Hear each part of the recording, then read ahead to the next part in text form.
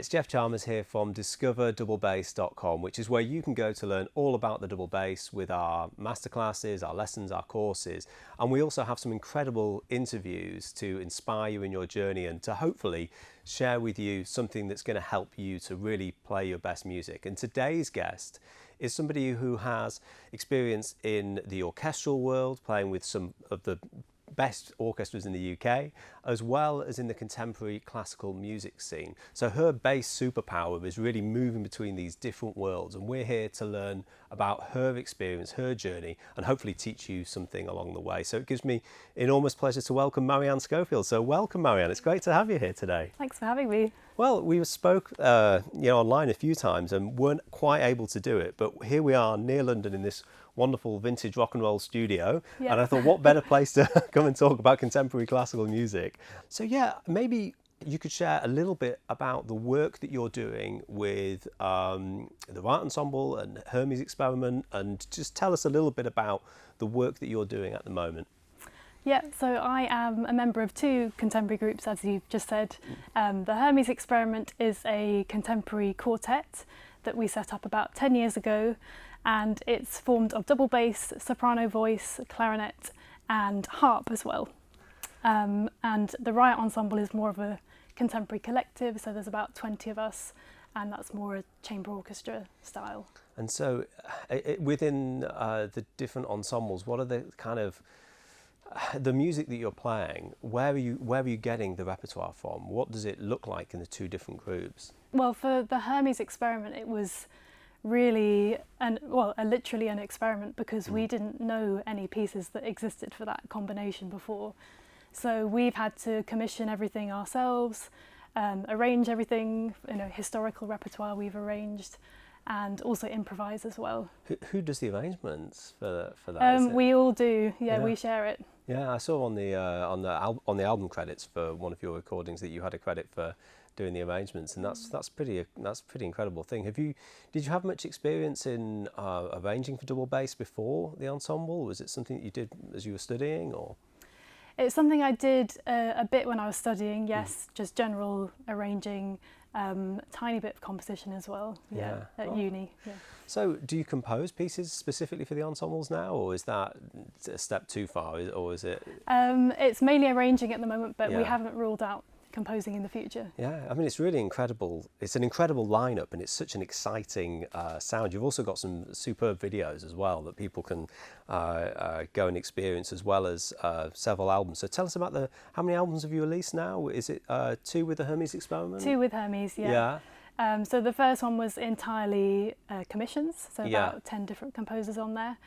And the second one was some more commissions, but also some historical arrangements as well. So we had a Clara Schumann arrangement, Lili Boulanger songs, things like that. And then in the Riot Ensemble, that's like in terms of recordings, how many have you done there? Oh, I think it's over 10. I'd say they've got quite a few discs, and it's all different lineups as well, because it's a flexible cohort for Riot Ensemble. So sometimes it'll be the whole 20-piece chamber orchestra, sometimes it'll just be a quartet of people. Trios and duos, so yeah, it really varies. Oh, that's really cool. And you mentioned improvising, and how is improvising as a skill? Have you developed that and worked on that? I always think in contemporary music, it's really interesting. Like, do you have any background in jazz? Do you or is it just from the contemporary classical world? Maybe you could speak a little bit about improvisation. Yes. Yeah, it definitely takes a lot of practice. I think when you start off doing it, I didn't have a jazz background or anything like that. It was very classically trained. When you start doing it, it's that fear of the blank canvas, because there's almost too much that you can do.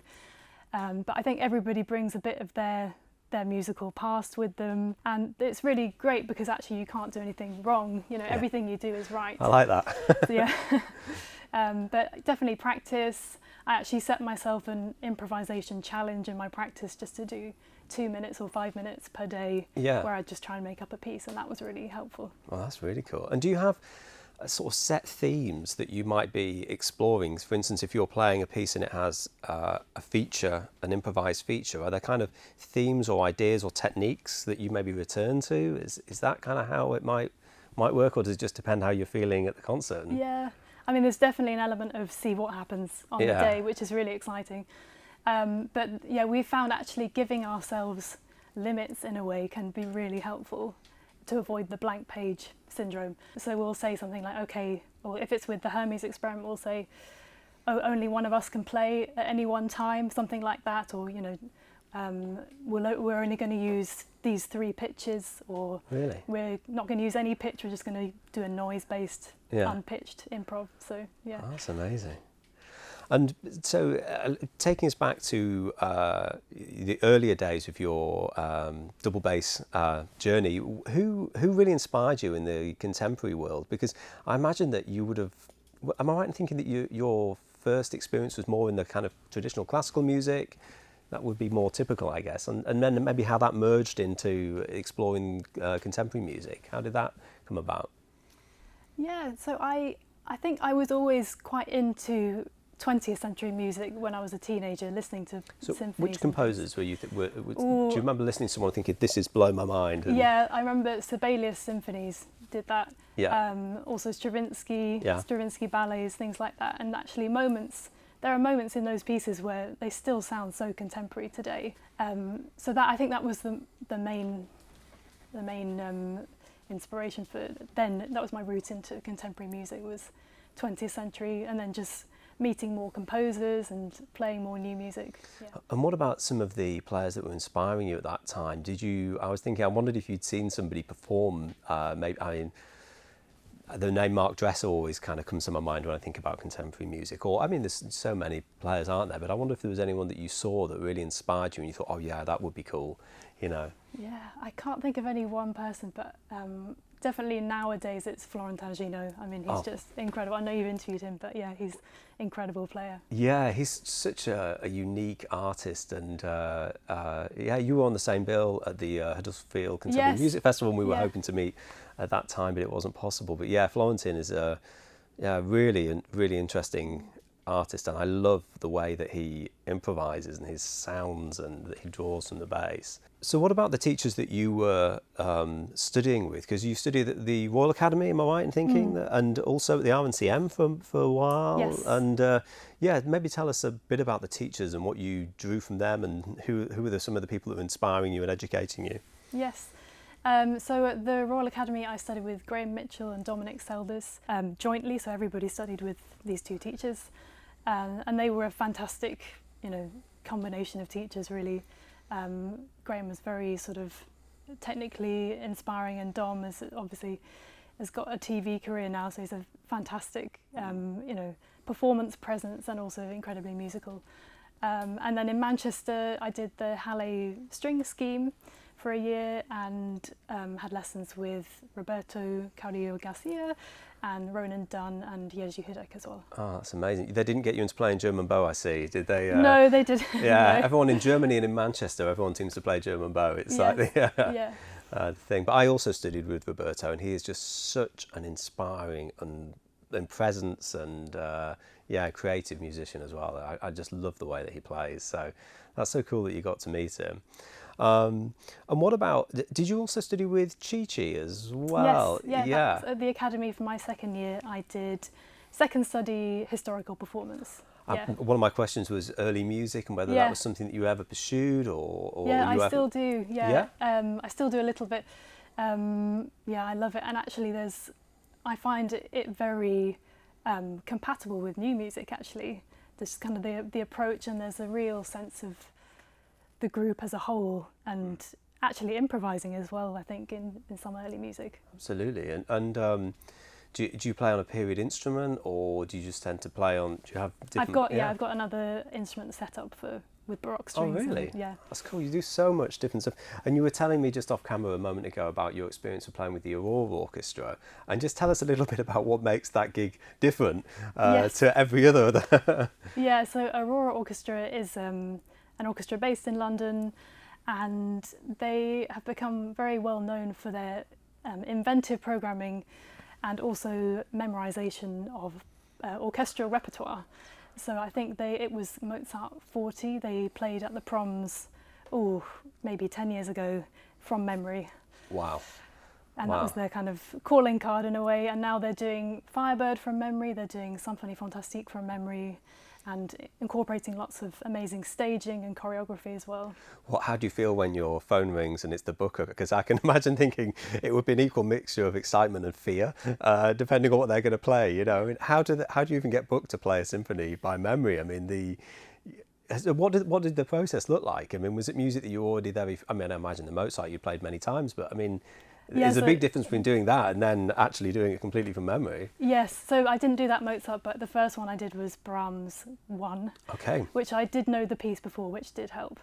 You're lucky if you've done the piece before and you've kind of, especially if you did it in youth orchestra or something and it's in very deep rooted in your musical upbringing, then that's a big advantage. But yeah, it's mainly the fixer just says, are you up for this, vaguely?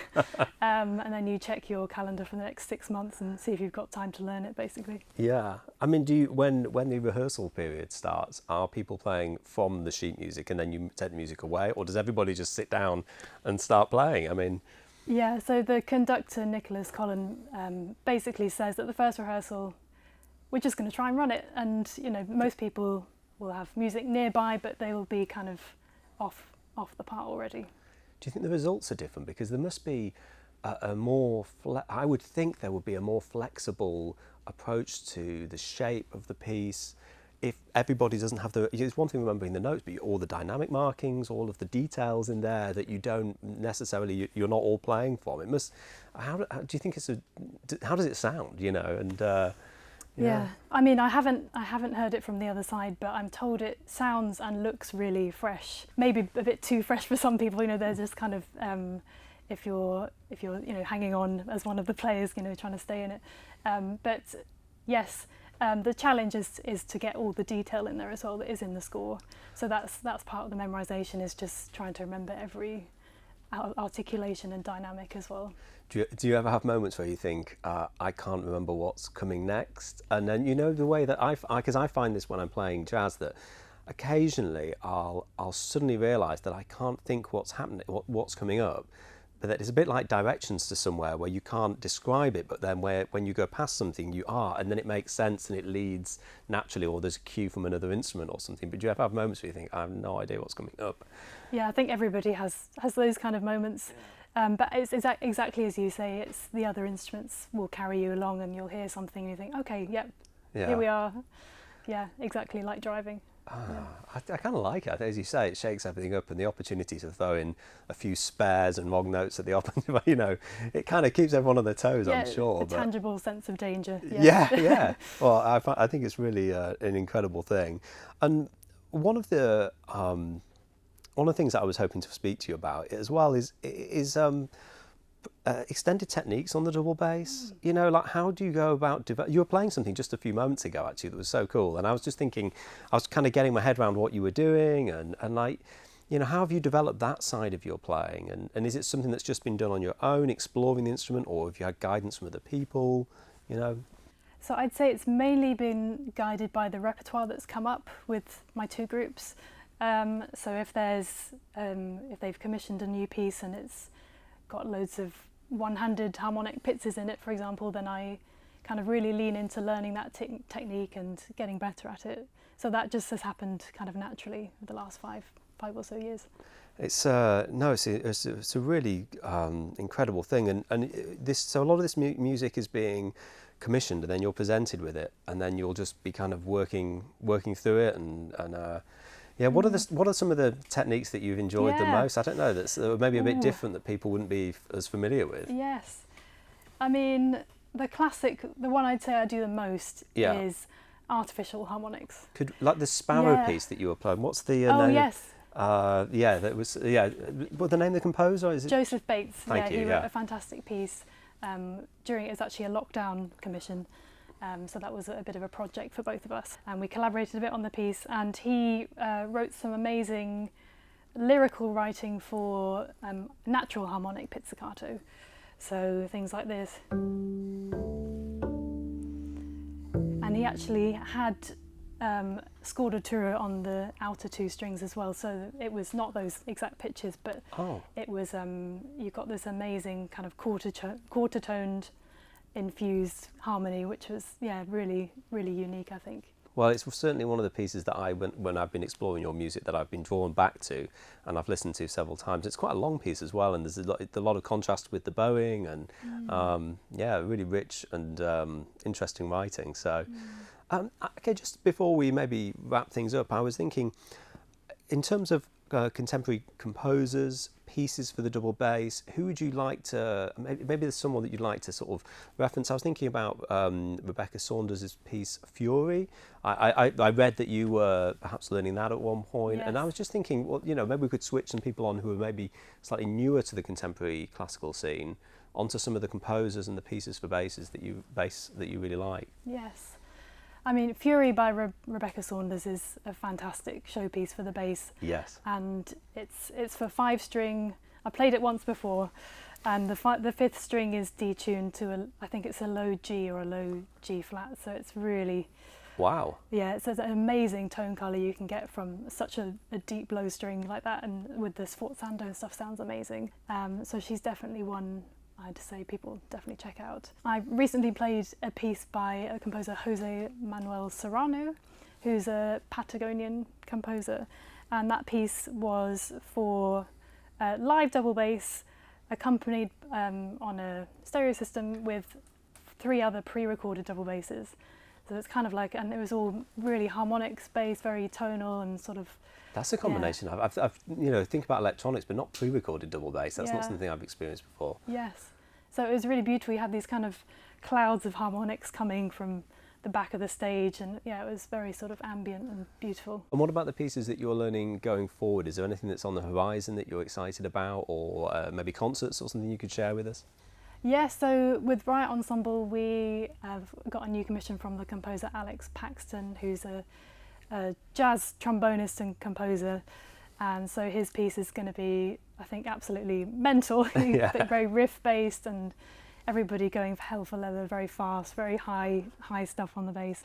So that will take a while to learn. And then Hermes, we have playing at Wigmore Hall this week, and the London Handel Festival as well. So we've got some new Handel arrangements. Oh, wow, that's a fantastic lineup of things. And just before we finish off, a couple of quick questions. Bassists always like to know about basses. The first thing I asked you, I think, was what's this beautiful bass from? I mean, it sounds gorgeous, and we'll hear you perform in just a moment, but maybe you could tell us where the maker of this bass or something about it. Where's it from? So I don't know the name of the maker, but I know it's a Hungarian double bass made in 2005. So it's obviously been very heavily antiqued to look old, and it is a copy of a Gofrilla double bass. Oh, it's absolutely stunning. And in terms of size, is that important to you with instruments? Have you, do you larger instruments, smaller instruments? Do you care, or is it to do with the setup, or? I think size and shape is important in relation to body size and things like that.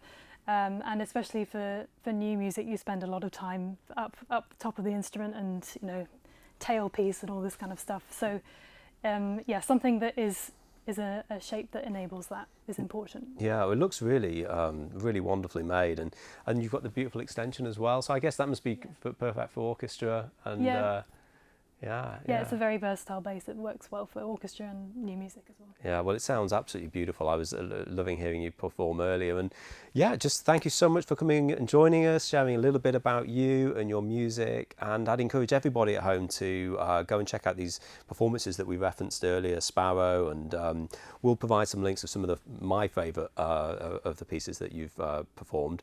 And where can people find out more about you? Do you have a website? Website will be coming soon. Okay, well, let us know, and we'll add a link when it's ready. So but the Hermes Experiment website and the Riot Ensemble website as well. Oh, that's great. Well, thank you so much for joining us, and thank you for watching at home. I really hope that you enjoyed this. As we said, all the links are provided below, and let's curtain here a performance by Marianne Schofield. Thank you, Marianne. Thank you.